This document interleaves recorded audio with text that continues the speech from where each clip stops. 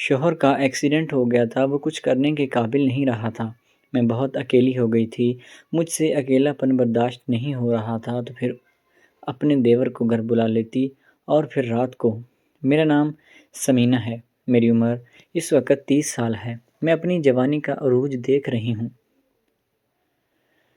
میں تھی تو بچپن سے ہی بہت خوبصورت، لیکن جیسے جیسے میری عمر 15 سال سے اوپر بڑھنے لگی تو میرے جسم میں اسی حساب سے گروتھ بھی ہونے لگی۔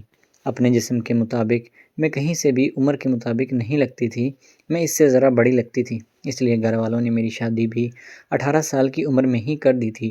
کیونکہ میں دکھنے میں 22 سے 24 سال کی لگتی تھی تو گھر والوں نے جلدی جلدی اپنی ذمہ داری پورے کرنے کا فیصلہ کیا تھا۔ اور میری شادی ایک گورنمنٹ ٹیچر کے ساتھ ہو گئی تھی جو کہ پرائمری ٹیچر تھا۔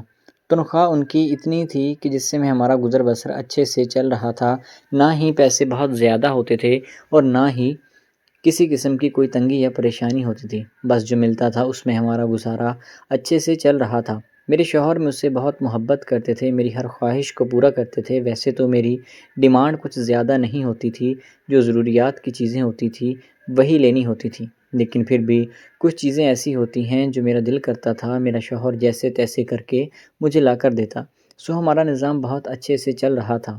ویسے بھی وہ بہت سلجھی ہوئی طبیعت کا مالک تھا، اس لیے مجھے کبھی بھی کوئی ایسی بات نہیں کی تھی جس سے میری عزت نفس مجروح ہو سکے، سو ہمارا دونوں کا گزارا بہت اچھے سے چل رہا تھا۔ اب وقت کی کرنی کچھ ایسی ہو گئی تھی کہ میرے شوہر کا ایکسیڈنٹ ہو گیا تھا، اور اس کے بعد جو میں نے کالے کرتوت کیے ہیں مجھے کبھی بھی اس کی معافی نہیں ملے گی۔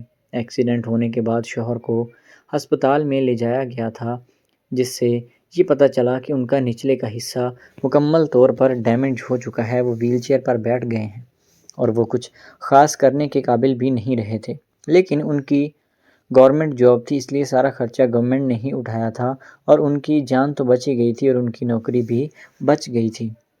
لیکن اسی دوران کچھ چیزیں ایسی ہوئی تھیں جو کہ کسی بھی صورت میں معافی کے قابل نہیں تھی۔ شوہر کا ایکسیڈنٹ ہوا تو وہ پہلے تو 1.5-2 مہینے اسپتال رہا تھا، لیکن پھر جب گھر آ گئے تھے، گھر میں اب ان کی دیکھ بھال میں ہی کر رہی تھی، ان کی ساری ذمہ داری میرے اوپر آ گئی تھی۔ میرے 2 بچے تھے جن کی دیکھ بھال کی ساری ذمہ داری میں نے ہی اٹھانی تھی، اور اس کے ساتھ ساتھ معاملہ یہ تھا کہ اب شوہر کو بھی سنبھالنا میری اکیلی عورت کے بس میں نہیں رہا تھا۔ سو میں نے شوہر سے بات کی کہ اگر تمہارا چھوٹا بھائی جو کہ گاؤں میں رہتا ہے اگر اس سے ہم اپنے پاس بلا لیں تو ایک تو ہمیں کسی کو یہاں پر رکھنے میں مسئلہ نہیں ہوگا، اور دوسرا یہ کہ وہ تمہارا بھائی ہے تو اس سے ہمیں اور بھی کوئی مسئلہ نہیں ہو سکتا۔ میرے شوہر پہلے تو ہچکچا رہے تھے، لیکن میرے بار بار ضد کرنے پر وہ مان گیا تھا، کیونکہ ابھی تک میرا دماغ بالکل صاف تھا، میرے ذہن میں کوئی بھی ایسا ویسا خیال نہیں آیا تھا۔ وہ میرے شوہر میرا بہت خیال رکھتا تھا، اور جب وہ فری ہوتا تو میرے کام میں بھی ہاتھ بٹا دیا کرتا تھا۔ وہ بھی شادی شدہ نہیں تھا، کنوارا تھا، پڑھائی مکمل کر کے ہی فری ہوا تھا۔ جب کبھی اداس میں ہوتی تو وہ میرے پاس آ کر بیٹھ جایا کرتا تھا اور میرا من بہلانے کی کوشش کرتا تھا۔ اس کا یہی انداز مجھے بہت اچھا لگنے لگا تھا کہ وہ کس طرح دکھ کی گھڑی میں اپنے آپ کو بھول کر ہمارے ساتھ کھڑا ہے، سارے دن اپنے بھائی کا دیکھ بھال کرتا ہے اور جب کبھی اسے ٹائم ملتا ہے تو میرے پاس آ جاتا ہے۔ اس سے اپنے آرام کی کوئی پرواہ نہیں، بس اسی چیز نے میرے اندر بھی نرم گوشہ پیدا کر دیا تھا،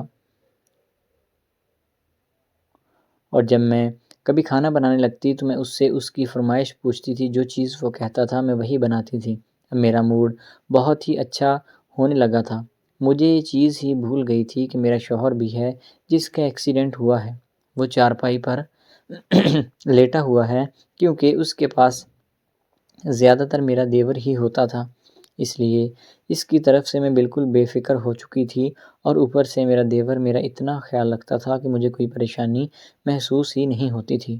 معاملہ یوں ہی چلنے لگا، اب دیور کا بھی توجہ اپنے بھائی سے ہٹ کر میری طرف ہونے لگی تھی، حالانکہ میرے شوہر نے 1-2 بار مجھے منع بھی کیا تھا اور اپنے بھائی کو بھی سمجھایا تھا کہ دیکھو تم یہاں پر میری دیکھ ریکھ کرنے کے لیے آئے ہو، اگر تم اس طرح کی ارد گرد کی چیزوں میں دھیان دو گے تو تمہارا یہاں آنے کا کیا فائدہ ہوگا۔ میں تکلیف میں ہوتا ہوں اور تم مجھے ملتے ہی نہیں۔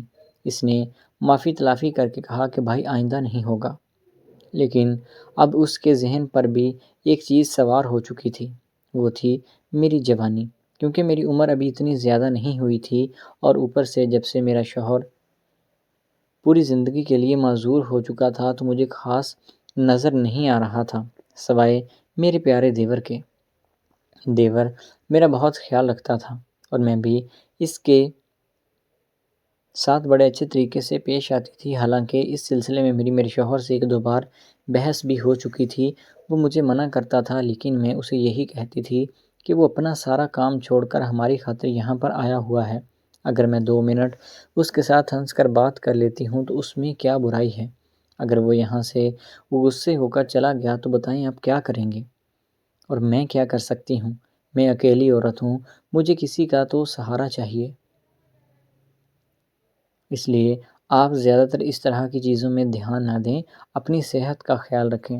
خیر میرا شوہر معذور ہو چکا تھا، وہ مجبور بھی تھا، وہ بیچارہ کچھ نہ کہتا اور مایوسی کے عالم میں آنکھیں بند کر کے لیٹ جاتا۔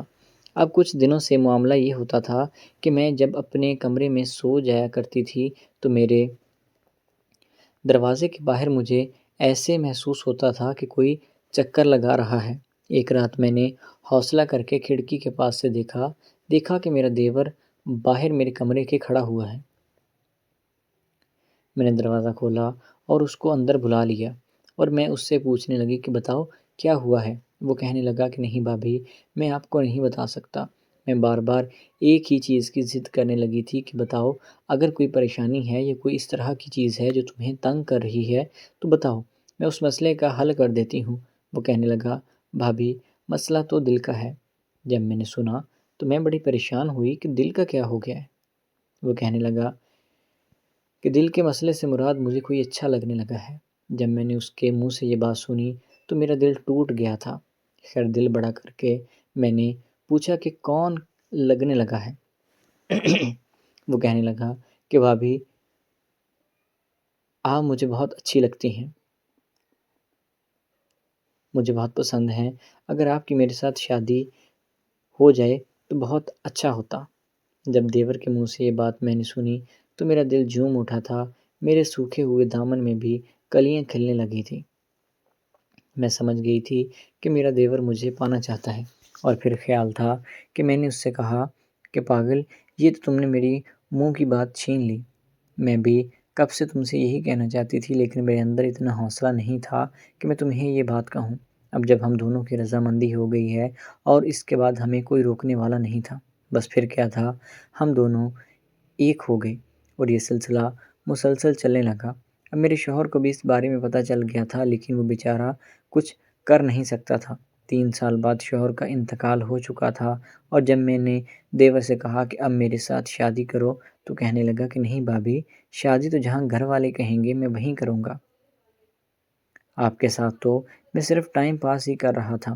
تب مجھے میری غلطی کا احساس ہو چکا تھا کہ جو میں نے کیا تھا وہ کتنا غلط تھا، یہ گناہ کا کام بھی ہے، اور میں اپنے شوہر کا دل بھی دکھایا۔